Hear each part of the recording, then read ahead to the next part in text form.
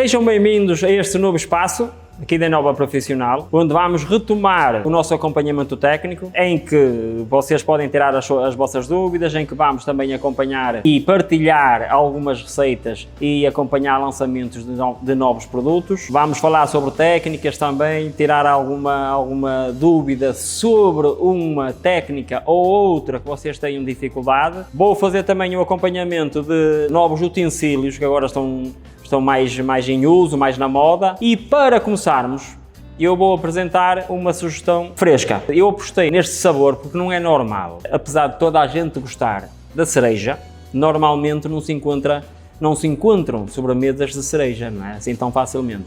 Daí eu apostar nesta fruta da época, a cereja, e apostar noutro sabor também em conjunto, que é o iogurte, que também é outro sabor em que normalmente as pastelarias também não apostam.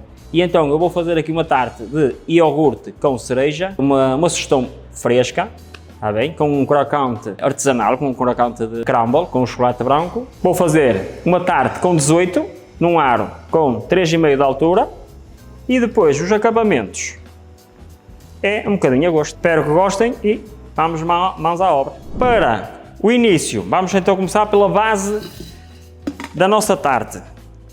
Vou utilizar o bolo seco.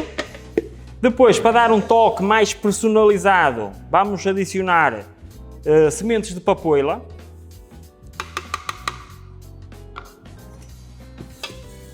Misturamos ligeiramente. De seguida, vamos adicionar a margarina Gioia. O que é margarina Gioia? A margarina Gioia é uma margarina com as características de uma manteiga. Isso quer dizer o quê? Que além do aspecto, da cor, do sabor e do aroma, tem o mesmo ponto e a mesma curva de fusão do que uma manteiga. E isto é sempre importante realçar, ou vocês estarem mais à vontade quando utilizam a margarina Gioia. É mesmo um fator importante e do qual eu vou-me focar mais um bocadinho, está bem? Na altura da laminagem, vou-vos explicar o porquê que é importante. Porque funciona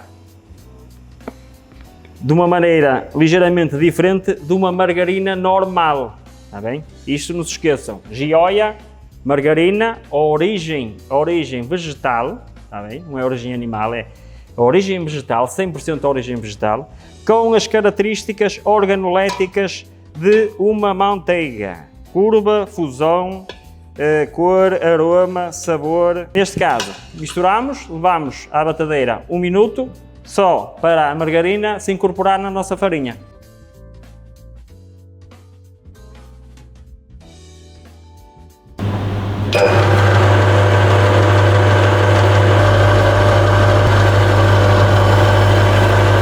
E depois de 1 minuto, colocamos a água e é só deixar que a massa fique homogénea. Este tipo de massas não pode nem requer muita liga. É só deixar que a massa fique homogénea e paramos.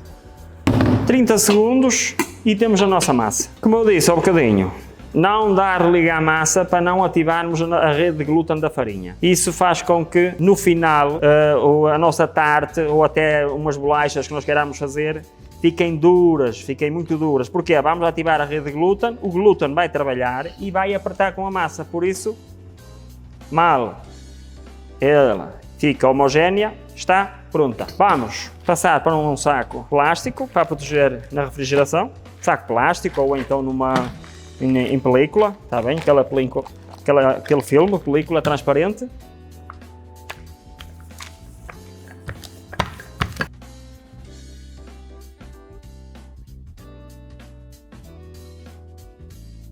E aqui levamos à refrigeração. Nunca menos de 60 minutos, 1 hora, 1 hora e meia, 2 horas. Nesta fase da laminação, 2 mm, está bem, não mais, para ficar uma tarte bem balanceada, para não ficar com uma massa muito grossa, que depois não é tão agradável comer. E já sabem, passar sempre que possível 2 em 2 números, para a massa não desestruturar. Sabem que isto ainda por cima leva as sementes de papoila, neste caso, e é uma massa sem liga, nós queremos uma massa sem liga. No laminador, 2 em 2 números, sempre. Aqui vamos então passar para a forragem da nossa forma. Vou utilizar estes aros de metal microperfurados ou perfurados, que permite uma melhor cozedura e vem resolver aquele problema da massa não se segurar nas laterais e descair, está bem? Como isto tem a circulação de ar, a massa é logo cozida e fica logo firme. Neste caso, vamos então fazer o resto da forragem. A vantagem de termos levado a massa à refrigeração é esta, é muito mais fácil de trabalhar, porque como temos aqui a margarina Gioia, que tem as características da manteiga, ela tem que ser obrigatoriamente trabalhada fria. Fazemos aqui uma pequena pressão. Se não tivéssemos levado isto ao frio, à refrigeração, esta massa não se comportava assim, também fica muito macia. Daí a curva de fusão e o ponto de fusão que é no forno, que só acontece no forno, mas a curva de fusão, praticamente e trocando por miúdos, é a temperatura ou a maneira como ela se comporta durante a confecção, está bem? Como é mais macia, reage, ou é preciso ter mais cuidado, ou trabalhá-la mesmo a frio, para que ela consiga manter. Temos aqui a nossa base de tarte forrada. Outra coisa que eu quero chamar a atenção é aqui a utilização, para vocês repararem, de uma tela perfurada. Chama-se um hermet, que é uma tela onde o ar circula, que é uma mais-valia para estes tipos de massa e para outros também. Porquê? Porque permite que a circulação de ar durante a cozedura se dê. Neste caso, vantagem, mais uma vantagem no caso destas massas de tartes, massa brisée, sablé, é que não é preciso picar a massa para não ganhar aquelas bolsas de ar. Normalmente ganha, tem que se picar, que era para não ganhar aquelas bolsas de ar. Como o ar circula por baixo da tarte, não há necessidade disso. A tarte vai cozer como está, direitinha, não vai ganhar bolsas de ar e fica com uma cozedura quase perfeita. Vamos agora 180, 10, 15 minutos, 17 minutos, dependendo do forno, e vamos continuar com a receita depois da massa já estar cozida e fria.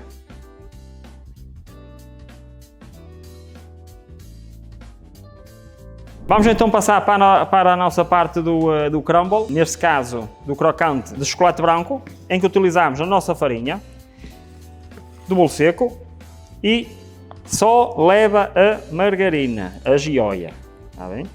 É só juntar a margarina com o bolo seco. Podem levar à máquina, mas sinceramente, além de ficar melhor ou mais bem amassado à mão, como a quantidade também não é muita, está bem? Eu vou amassar à mão. É só juntar a farinha com a margarina até obtermos uma textura granulada.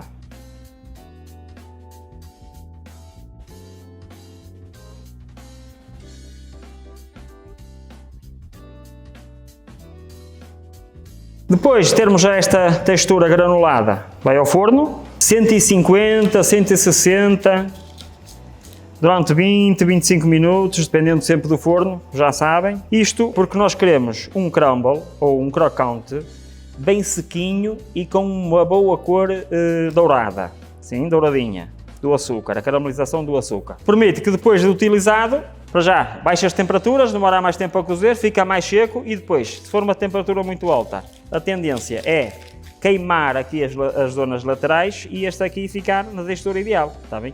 Quanto mais baixo, melhor. E agora, vamos dar seguimento, vamos fazer o nosso crocante de chocolate branco. Para o chocolate branco, eu vou utilizar o nosso chocolate a linha do chocolate puro da Arriba, Masta Martini. Vou fundir com a nata top, a nossa nata 80-20, tem 80% de origem vegetal e 20% de origem animal e é considerada uma nata sem açúcar. Está bem? Neste caso, em todos os casos, é uma mais-valia porque vai fazer ressaltar os sabores que nós vamos colocar a mais na nossa receita. Menos açúcar, mais sabor. Vamos aquecer então a nossa nata. Ela aqui apenas com 1 minuto fica praticamente derretida.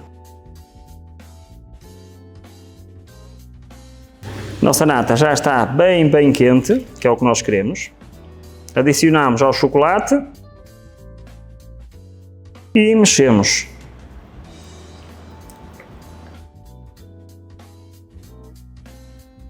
Neste caso, apesar de estarmos a utilizar um chocolate puro, não é necessário fazer a temperagem ou a pré-cristalização da manteiga de cacau que tem no chocolate. Porquê? Nós queremos o efeito contrário da pré-cristalização. Se temperarmos o chocolate, ele vai endurecer e vai ter aquele efeito do crocante.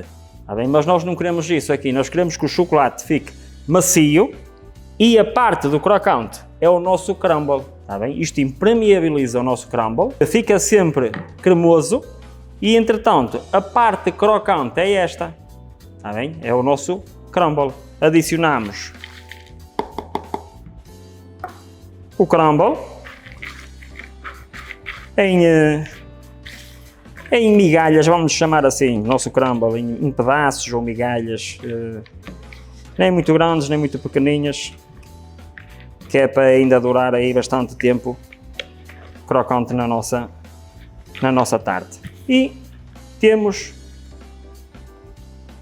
o nosso crocante de chocolate branco. E para cada tarte vou distribuir uma média de 150 gramas do nosso crocante de chocolate branco.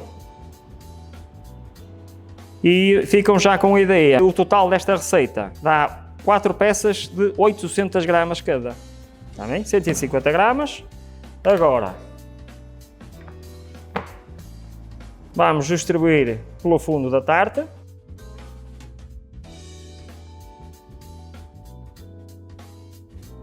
De seguida levamos à refrigeração ou à congelação, até mesmo à congelação, para deixar aqui a ganache estabilizar e vamos já passar para o passo seguinte, que é o nosso gelatinado de cereja. Na próxima fase vamos então utilizar o nosso recheio de cereja, o Deli Fruit Classic, 60%, 67% de cereja. Vamos aquecer ligeiramente, cerca de 1 minuto.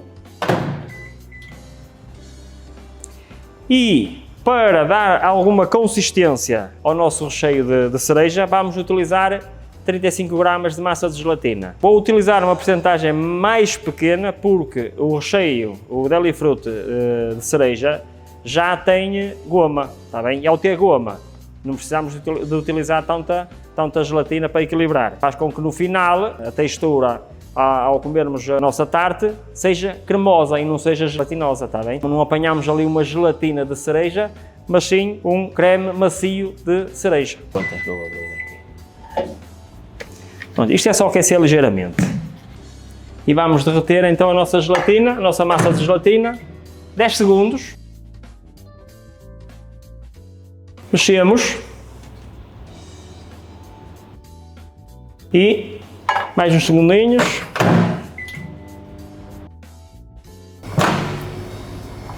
Pronto, e já temos aqui a nossa gelatina derretida. Aqui é só derreter, aquecer ligeiramente, não deixar ferver, evitar ao máximo deixar ferver, porque se a gelatina for fervida perde propriedades, ou perde força, está bem? De gelatinização. E entretanto, vamos fazer aqui uma pequena pré-mistura. Sempre que se utiliza a gelatina, convém fazer uma pré-mistura para aproximação de temperaturas e texturas. A gelatina está mais quente do que o nosso recheio, que foi só ligeiramente aquecido mesmo, só muito pouco. Agora é só baixar aqui um bocado a temperatura à gelatina e adicionar à restante. Assim evitamos o choque térmico da gelatina com o nosso recheio e obtemos aqui uma mistura homogénea. Pronto, e já está. O passo seguinte então é distribuir aqui cerca de 160 gramas do nosso creme ou do nosso gelatinado de cereja.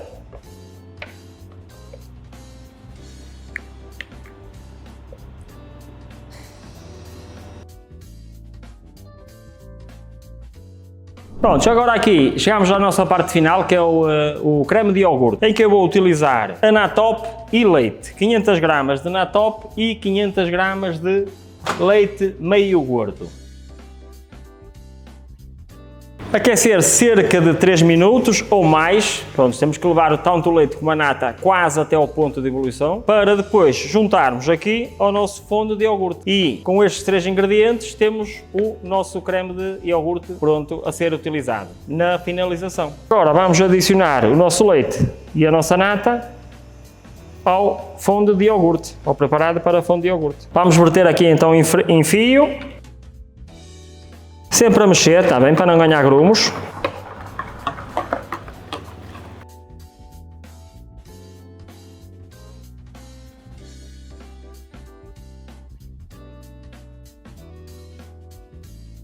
Vertemos sobre um medidor e, para facilitar, não é? E vertemos sobre a tarte. Para a sugestão de acabamento, vou utilizar o chocolate da linha Centro-América, que é uma linha de sucedâneos já de alta qualidade, mas é um sucedâneo, que não é preciso fazer a tal pré-cristalização ou a temperagem. Com cor, esta linha da Centro-América tem a cor e o sabor. Imaginemos, neste caso tem o cor-de-rosa, que é morango, temos o amarelo, o limão, temos o verde, pistacho.